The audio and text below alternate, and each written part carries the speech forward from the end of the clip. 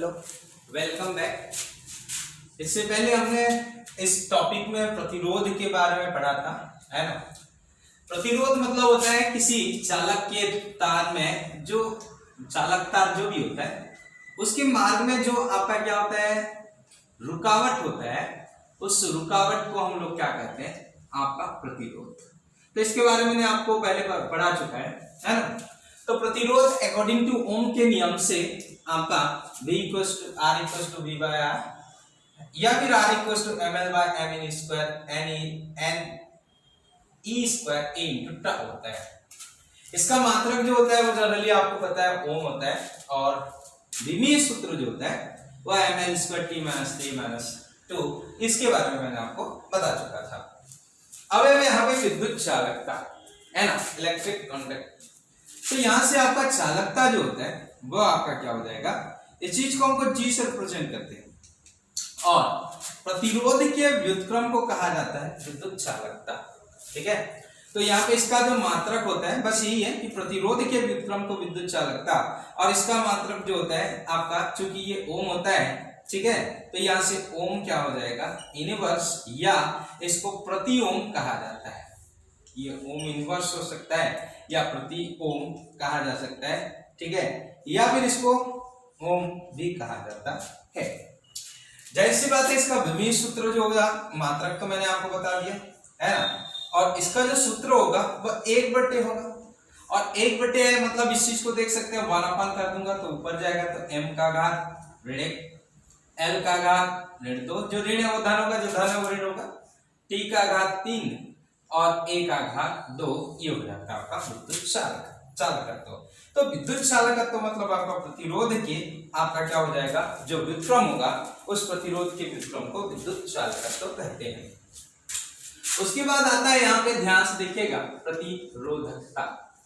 तो प्रतिरोधकता या इसी चीज का दूसरा नाम होता है आपका विशिष्ट प्रतिरोध।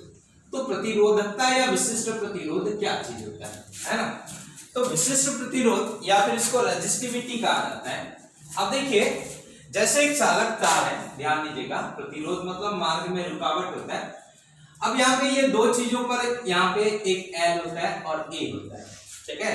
तो यहाँ से प्रतिरोध होता है वह दो चीजों पर निर्भर करता है। पहला, यहाँ देख सकते हैं यहाँ पे, है ना, पहला यहाँ पे कि R = L, लंबाई बढ़ेगी तो प्रतिरोध बढ़ेगा, है ना। और दूसरा नंबर, यहां से मैं सीधा बोलूं कि जितना ज्यादा लंबाई होगा उसका प्रतिरोध उतना अधिक होगा, ठीक है।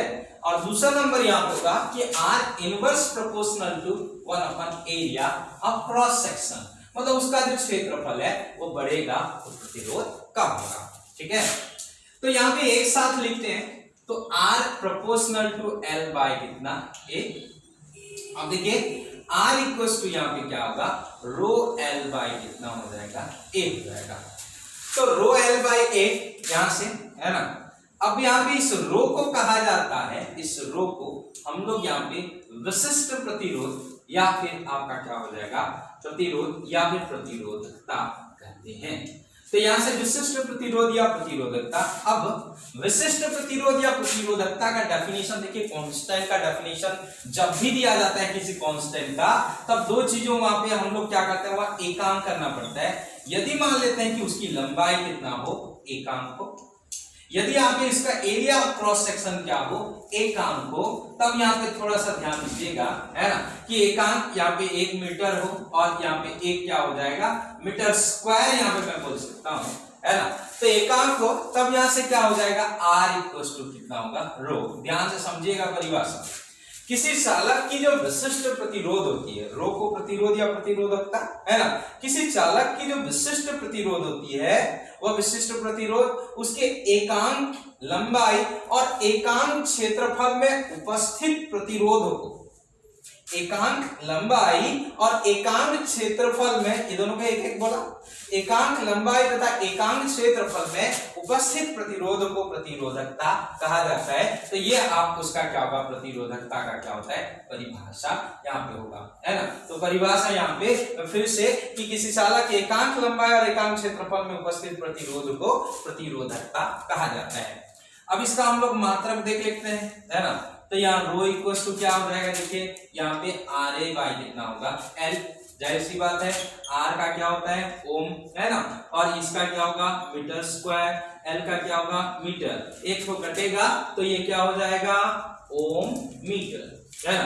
तो ओम मीटर यहाँ पे होगा, और इसका जो विमीय सूत्र होगा वो देखिए प्रतिरोध का मैं निकाल चुका हूं, यहाँ पे क्या निकाला हूं एम एल स्क्वायर, ठीक है, टी माइनस 3, ठीक, ए माइनस 2, और एल का क्या होगा ए का क्षेत्रफल का एल स्क्वायर, और बट्टे कितना होगा एल, एक एल एल क्या होगा कटेगा, जब एक एल एल कट जाएगा तब यहाँ पे देखिए ये हो जाएगा एम, एक एल बस जुड़ा होगा, एम एल का घात देखिए यहाँ 2 है, यहाँ एक बचेगा 3, टी का घात -3, ए का घात कितना हो जाएगा माइनस आपका कितना 2। तो इस प्रकार से ये आपका विशिष्ट प्रतिरोध या प्रतिरोधकता का क्या हो जाता है आपका विमीय सूत्र होता है। अब जैसे यहाँ पे दो चीजें देखा आपने, विद्युत आपका क्या हो जाएगा प्रतिरोध और विद्युत चालकत्व। अब यहाँ से उसके बाद आता है विद्युत चालकता, ठीक है। अब यहाँ से विद्युत चालकता है ना, यहाँ पे अगला नंबर आएगा विद्युत चालकता। देखिए चालकता क्या चीज है, चालकत्व तो इससे पहले था, अब चालकता, और इस विद्युत चालकता को हम लोग क्या करते हैं सिग्मा से रिप्रेजेंट करते हैं, और विशिष्ट प्रतिरोध के व्युत्क्रम को हम बोलते हैं विद्युत चालकता।